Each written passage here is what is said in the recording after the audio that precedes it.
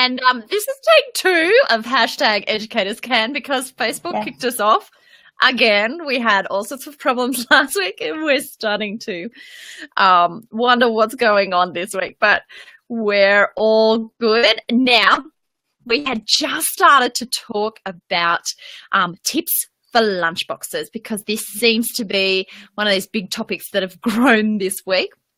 And we were asked about it. So Nikki, I think you were in the middle of saying that you did offer food, but had decided that when you go back to caring, you won't offer this time. Is that the crux? Yeah, that's right. It was just too hard to find foods that everyone loved. And I've only ever had one family that, didn't really stick to my healthy eating policy. And really, I found that the thing that helped them understand or implement or make changes with their food a bit, because I never ever wanted to be disrespectful. It's their child. They can feed them whatever they want. So that it wasn't my problem about that. My problem was, and I explained this to her, is that you send your son in with chocolate milk and chips and donuts, and every other child sitting at the table won't eat their lunch because they want that. That is where I came from, is that it's disrespectful to me to send that food in and just be okay with this, and me having to deal with the tantrums of 3 other children who don't get to eat that. And also, obviously, there's health and behavioural issues that followed that child when they had that sugar crash about an hour later. But again, that's not my place to say necessarily. But I always came from a perspective of, as a community, I cannot have that in there, because these other children aren't eating that food. And I'm having to put out fires and deal with tantrums every morning tea, every lunch and every afternoon tea. So I just said, no, just stop. I'm going to go through his lunchbox. I'm going to bring out the healthy food, and that's what I'm going to give him. And I'm going to send the rest home. And I was like, if she wanted to leave because of my approach, that's okay, because I couldn't handle the tantrums every single mealtime. And so if you come at it from a perspective of, looking at it as a community issue, as opposed to just, I don't care if your son eats that at home. I really don't care what you give your child to eat. If you think that's okay for them, then that is fine. And if you think that's okay, but I don't think that's okay with my child, I'm not going to, listen to you. And that's how they saw it from my perspective as well. So I guess, it was, it just kind of worked out. But it was very, very frustrating. And it went on for months before and I guess even till the end, there were still some issues of cordial in the drink bottle and things like that. So, just had to slowly get there. And what do you do? And you had brought it up in the interview as well. I think that's the most frustrating point. I invite my parents, my new prospective parents, to morning tea. So generally they bring morning tea for their children, so you can see what they're going to offer, but they can also see what my children are having that are already in my care are having for morning tea. So right then and there, it's pretty obvious whether you're going to have that conversation, and then is the time that I have that conversation around healthy eating and around what I promote in my care, and around the other things that we do as well, because we do the Munch and Move program. We cook most weeks, and those sorts of discussions with parents when they're very first coming into care, is when the red flag will go up. And of course, other issues will happen, if parents change jobs and find they're so much busier and then just can't cope. But they're different conversations than parents not actually valuing healthy food. And that, as you said, that is their prerogative, but it's also our choice on whether they have that in our care setting, influencing the other children. And it's sort of when you have 3 children that love eating healthy food and actually enjoy the healthy food experiences, and then you have one come in with interesting food choices, it can actually throw everything AWOL, and it's just not worth it. It's just not. So how can a educator promote, bring everything back to healthy eating? My encouragement would be to work your way through or find something like the Munch and Move program. There are actually programs out there that they give you leaflets to give to parents around lunchboxes. They give you discussions to have with the children, and also experiences and things to do with the children, so they understand the importance as well. Because I really think that's part of the whole bigger picture, is that they need to understand what healthy eating is all about and what great things, what choices they can have in their lunchboxes. We don't want them to feel like they're being restricted. We actually want them to feel like, hey, this is great for your bodies and this is really yummy, and all those positive things that you can find around healthy food, like and I also think you need to be consistent as the educator as well. So absolutely. That was another thing that I guess I was always a bit interested by, when I would see educators drinking soft drinks or having chocolate milks themselves and things like that, but then expecting parents to pack all these healthy foods. So I think you've got to really be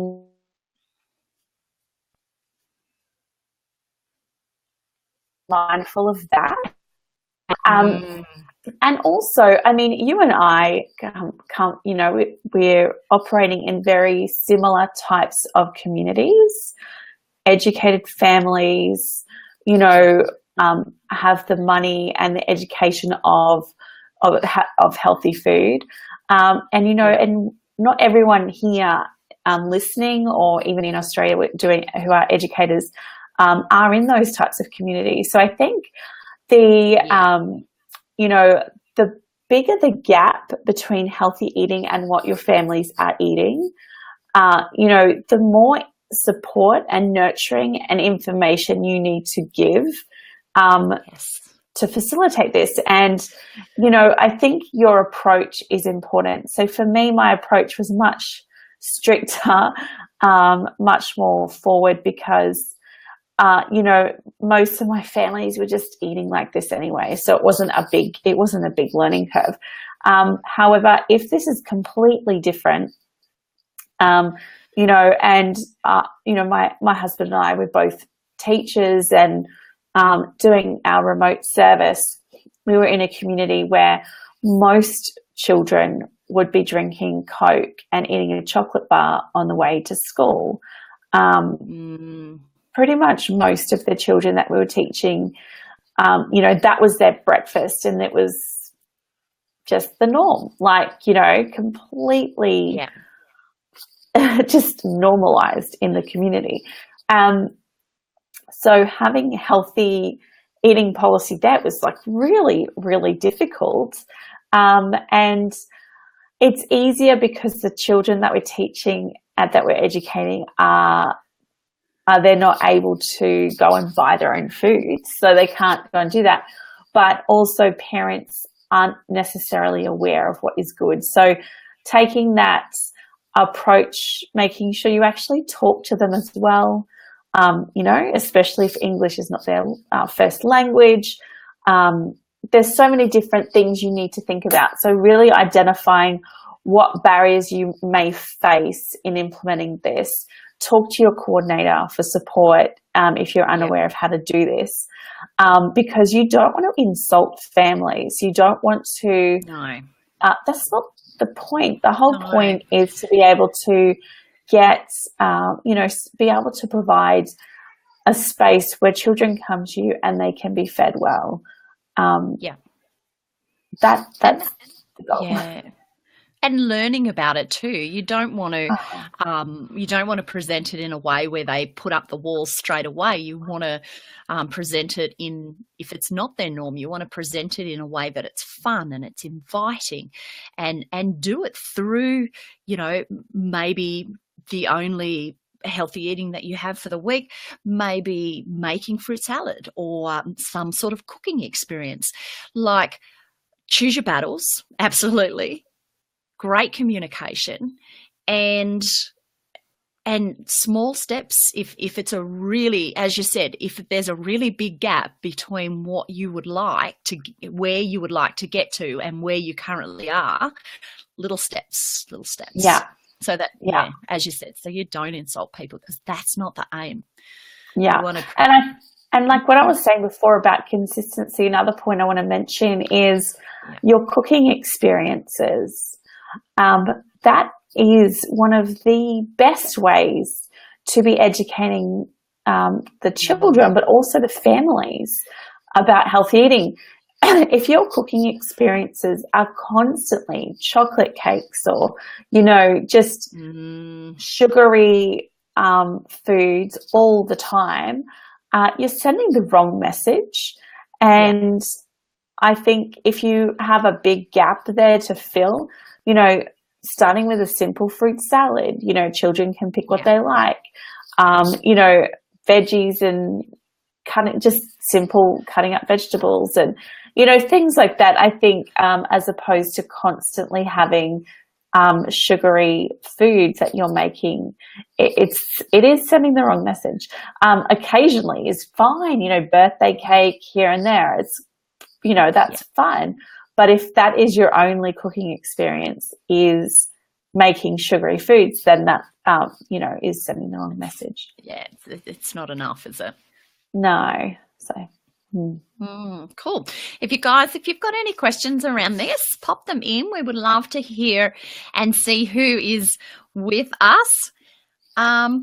Okay. Nikki has some activity inspiration for us tonight, which I love. Yes. So this actually came about when I was grocery shopping and I was in Aldi, and I love Aldi. Especially they have had the most amazing children's stuff lately, which is great. Well, they also had the little cotton reels that you could thread. So they had all like that as a set. There's some great books there at the moment, but I saw this book. It's giant, right? It's great. So, look how big it is. It's massive. And what I love is, so this one is about first day of school. So I'm going to pop that down for a sec so you can't see me. It's about the first day of school.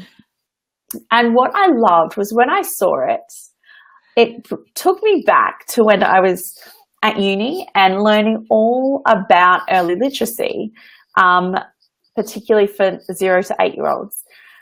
And like the concept of read aloud activities. So this is where you read the book to the children. And it's not as simple as just picking the book up, reading it to them and putting the book back. There's a lot that you can incorporate into it to extend the whole activity. And I saw the big book, and I remember because I always had to have one big book lesson for my prac, and my prac went for 5 weeks. I'd have one for every week. And the reason why we did the big books was because I was teaching prep, which is first year of school here. And there was about 28 children. So, in order for everyone to see, the bigger the book, the better. Obviously, you don't need to do that with family daycare because, you've got 4 children, but it's exciting. Like, it's different. It's engaging to have a big book because it's out of the ordinary. And it definitely grabs their attention. So yeah, it's pretty cool. So one of the things that I always do, I'm just going to hold this here so you can kind of see it.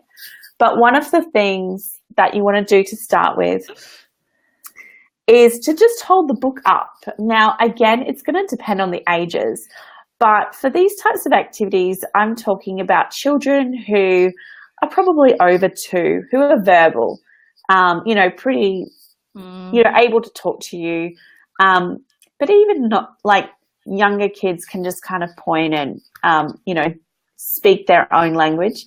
But I want you to take your time reading the book. Now, with doing a read aloud book session where you're really wanting to engage and extend children, you really need to make sure you've read the book first. Okay, so that is a big lesson that I learned after picking up a book and having no idea how it ended. And it was a little bit more violent than I would have liked to read out loud to everyone. So make sure you've read the book first. And now it's your family daycare. You probably read every book many times on your shelf, but make sure you've read the book. Hold the book up in front of the children and ask them, what do you think this book is about? Now, even if they've read it 300 times before, ask them, because the whole point is that we want to help them recall. So we want to help them recall what they've read before. So if they've read it already, it helps them to,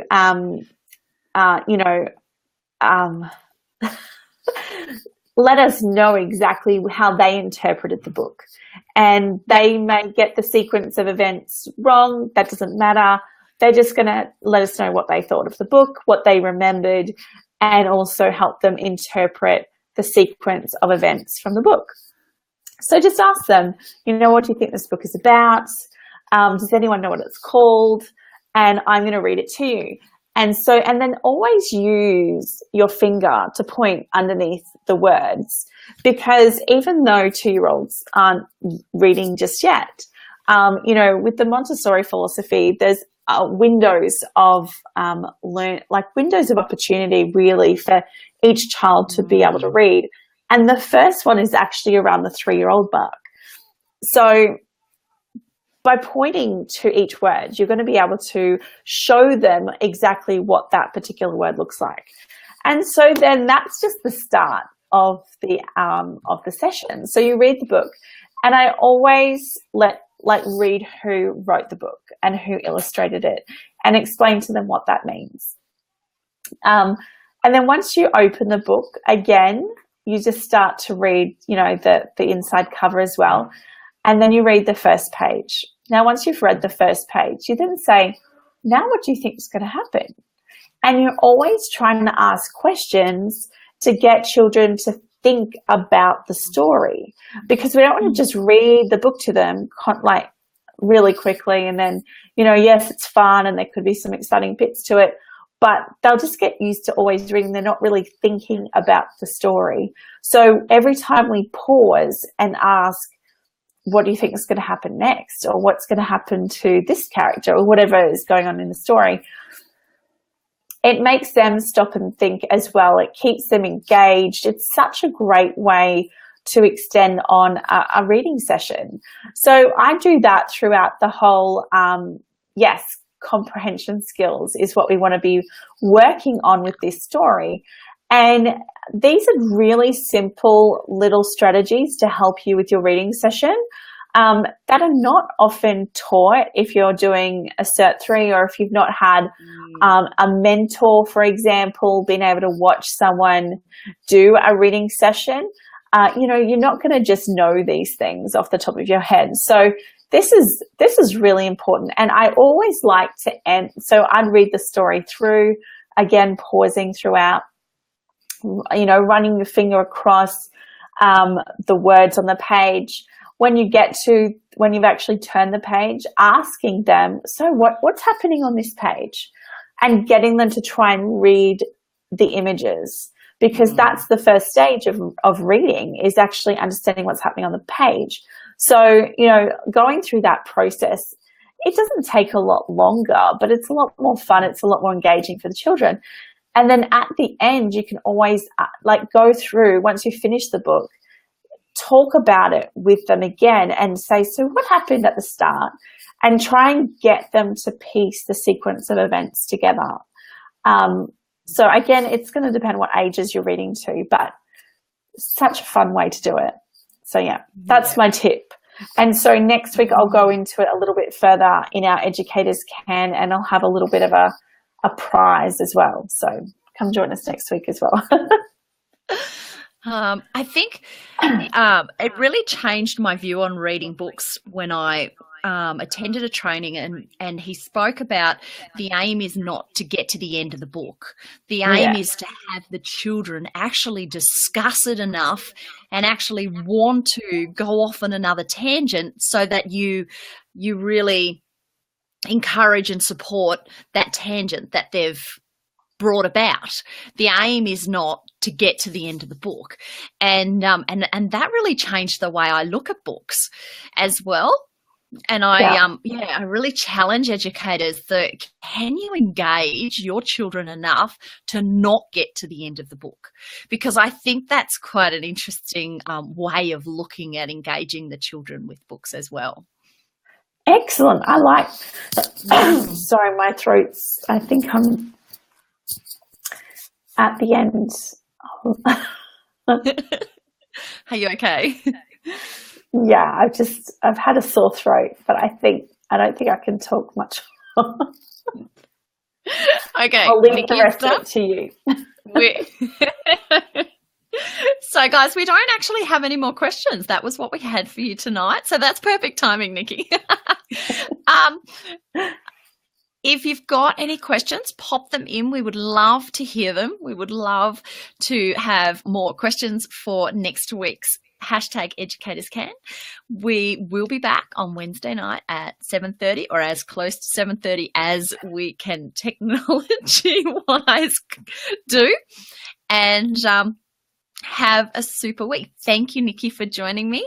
Nikki is can be found over on Start Your Own Family Daycare's page, and she would love some questions as well if you would like to add them there. Kathleen says, thanks, ladies. You're welcome, Kathleen. You're welcome. So we will, thanks, Nikki, for tonight. And we will see you next week. Bye, guys. Bye.